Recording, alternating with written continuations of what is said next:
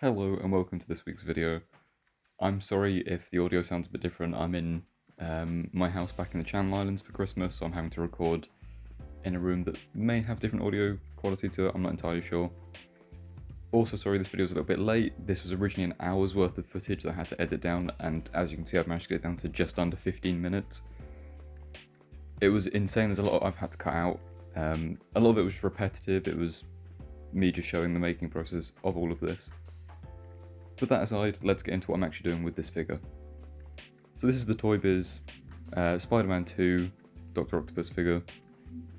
It had this weird play feature where you'd have a little trigger on the back where you could pull the trigger down. The claws at the bottom would kind of close, not all the way, and the tentacles at the top would bend down. So there's a few issues I want to go over with fixing this. Articulation is fairly good, some of it's quite loose because it's such an old figure. I'm not going to be repainting the figure, this isn't one of those videos. But I'm going to be fixing any of the loose articulation. I'm going to be removing these tentacles entirely because I'm not very happy with just the way they work in general. And especially his arms, as you saw like just before, his arms do not sit down by his side, they're constantly out, he can't relax at all, unfortunately. And you can see for whatever reason this peg in particular is loose. So I'm fairly sure I ended up cutting a little bit off the top just to make sure it would sit all the way in there. I didn't need to do it in the end, it was just how it was sitting anyway.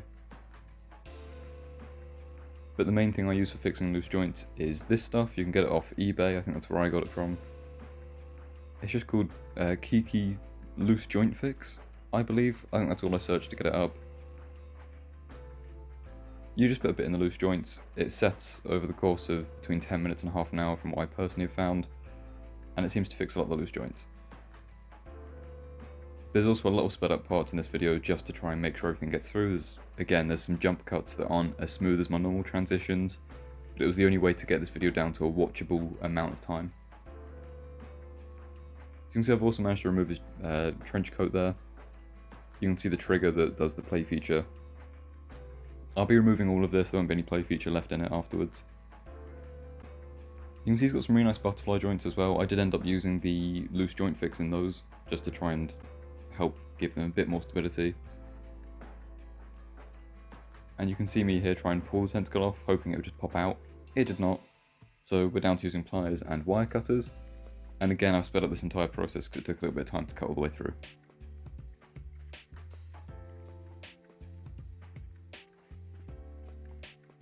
With all that removed, we're down to just a Dr. Octopus figure with some sleeves and some gloves. And here I'm just showing that his arms don't sit down by his side, so I'm going to remove some excess material, as well as tidy up any of the other cuttings. So I'm taking out all of the string that's left inside him from the play feature, using the wire cutters to get to it and take it out, and then also cutting off this lever, which I end up melting with a soldering iron later on just to hold it in place. I very nearly cut this off because I thought this was a mold line, until I rotated it and realised it was actually his inhibitor chip and part of the actual tentacle mech. So definitely wanted to leave that on, but you can see there I've already started it, I just wanted to check that it would work. So using a rotary tool I'm just going in and grinding down all that excess plastic so that it doesn't rub up against his body. And here you can see just how much nicer that works. And there's the other arm done as well. Much more relaxed poses. And I'm just going to go in with a little bit of this silver and a very small paintbrush. It doesn't have to be this detailed actually. I didn't even need to do this because you'll notice at the end of the video when I put the trench coat back on, none of this is visible. So I completely wasted my time by painting this, but I know it's there, you guys know it's there, and no one who sees it at first glance will know. So on to the main event. These are the 3D files I put together on Tinkercad. They're for his top claws. So you've got the smaller, more triangular looking ones here. If you're not interested in this bit, you're welcome to skip forwards a bit. But you can see I've broken them down into what is essentially 4 parts, but it's 10 if you count the other 2 digits. You can see there's a recess in there, that circular one in the middle of the base, that's for the magnet that I'll be adding later. There's also these 2 balls that I accidentally left behind when I unioned all of the parts. But you can see all the detail I've put in there. Just some small little details. It's not entirely movie accurate because such a small scale you'd lose most of that detail anyway. So here you can see the 3D printed part with that magnet inlaid into it. And there's the underside that I thought to show. There's a negative of what the tentacle vertebrae look like. You can see one of them here. I will be showing the 3D file for those as well in a minute. So you can see they're designed, they kind of just slot into that hole. It does require a little bit of force, but they do click in. I also used a load of super glue to glue these together once they were done.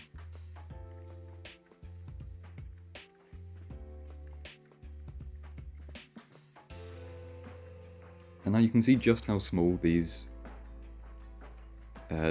joints are. It's a miracle none of these broke. I don't know how I managed to get them to survive. But yeah, they survived. You can see they're fully articulated, and then once they're all assembled, I did use a heat gun to assemble these, just to make the plastic or the resin more pliable, so that it didn't kind of snap anything in the process, so it would just bend rather than shear off. And you can see you can get the fully closed look. With minimal effort as well, it's just me scrunching them together and they get into the nice like closed position. And you can see just how much range these tentacles do have. I will be adapting these for the Marvel Legends that's released. I don't have the Marvel Legends in hand, so I can't do anything at the moment, but I will be adapting these so that they attach to the Marvel Legends. You can have fully articulated claws, and they will be up on my Etsy once they're ready as well. And you can see I also created the blade. Not accurate, because obviously the accurate one is much thinner, has more notches taken out of it, and I couldn't risk that with such a small 3D print. Now here's the vertebrae that I was talking about. This is the main section, so most of the vertebrae is made up, or most of the actual tentacle is made up of these bits. The other bit is the end clips where the aluminium wire wraps around. So here's some thin gauge aluminium. I don't actually know what gauge it is, it's just stuff I had lying around. You can see I've bent the end up, that's so that it catches on the very bottom one. So I thread it straight through, put it all the way to the end, and there's a recess that that end bent cable sits into. Just to make sure it crushes down into that recess properly, I used a pair of pliers and just gave it a little bit of a squeeze, just to make sure it was flush in there.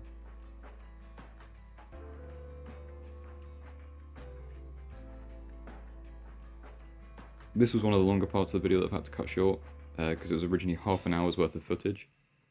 But yeah, you can see me just adding a bit of super glue there, just to secure that wire in place while I add the rest of the stuff to it. I've also sped all this process up, so from this point on it's all going to be sped up, just so you don't have to worry about sitting and watching me add each vertebrae one by one. A vertebra. I've also jump cut it, so in a minute you'll see it switch over to, I think it's the second wire that I run through. I do 3 wires, one for each kind of triangular corner essentially, just so I don't have to worry about it rotating, because if it rotates obviously you have got specific sides, and because it's not just a circle you'll notice that the vertebrae are very rotated out of place. And here's the third and final cable going in. You can see I'm just pushing it all the way through, making sure everything's aligned. This will make them sturdy and it will stop obviously the rotation and the disjointedness occurring.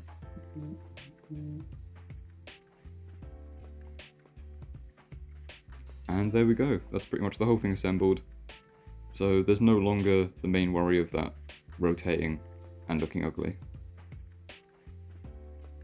I'm fairly happy with how this came out. I'm happy with the length, I didn't really want it to be too long, too short. But now we've got that, it's onto the second set of claws, his lower ones, which I did want these to be weight bearing, so I've made them a bit heftier than the source material shows them.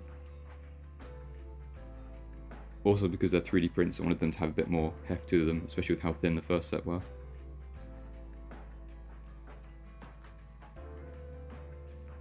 And a lot of you ask me how these kind of shapes work, how I do these. I'm ungrouping everything, so you can see it is literally just a load of basic shapes that I mesh together. And this is mostly made out of just cubes that I've edited the radiuses on, I've edited the segments on. the edges, the sides, whatnot, I've edited it to make them a bit more rounded, cut them down so they've still got flat edges, cut sections out, added cylinders, added triangles, just to add that little bit more detail. It is just a case of layering. I just go through and I add more and more detail as I go. And now here's the painting process. I haven't shown the spray paint I used. I believe it was just a Tamiya aluminium, gloss aluminium or something. Just a normal spray can. Any silver would have done for that, really. And then here's the washing process, just to dirty it down a bit. I'm aware that this yellow back isn't entirely accurate. I am making it to represent the ToyBiz design. I'm not trying to make it entirely movie accurate, I just wanted to give the ToyBiz an upgrade, and I didn't want to go hyper real. So yeah, I haven't gone and done the ridges in the middle, I haven't done it so it's just the silver outsides. Or just the yellow outsides, I mean. I did do a full yellow side, which I'm aware isn't fully accurate, but that's how I've done it. And that soldering iron is how I melted the plastic out. Do wear a respirator if you're doing that. The smoke was like green, so it is not good to be inhaling at all. And it smelled like cherries. I don't know what that means, but I assume it's not good for you, so don't breathe any of that in. If you do use a soldering iron, I would recommend a rotary tool. But yeah, there you can see he stands on his own, and he's missing one thing, and that is his glasses. I bought this very obviously second-hand, quite damaged. So he didn't have his glasses, unsurprisingly missing the smallest part that came with him. So I will try and upload these for free when I remember on Thingiverse. Or they'll be included in the set that I do for the upgrade kit for this Marvel Legends figure that comes out. I'm not entirely sure yet. Again, it's Christmas, so I'm not at home working like I normally am. But with that done, this figure is finished, and I'm very happy with how this has come out. The fact that he can support his own weight makes me very happy. The fact that the claws are as posable as they are, the tentacles have so much range on them. It's worth pointing out I did use hot glue as well as super glue to glue those into his back. And obviously still got the split down the middle where the lever was, but I'm really not too bothered about that. For just being stable, I'll probably have him displayed like this on my shelf with both his actual feet planted down and both the big claw feet planted down as well. And yeah, very, very happy with how this came out. You can see how nice and easy it is to bend, but how stable it is. These claws don't feel like if you knock them they're going to bend. And obviously it supports the figure's weight. It almost supports the figure's weight with just one tentacle as well. Which even I was impressed by, and I designed the whole thing. Or the whole tentacle rig, I mean.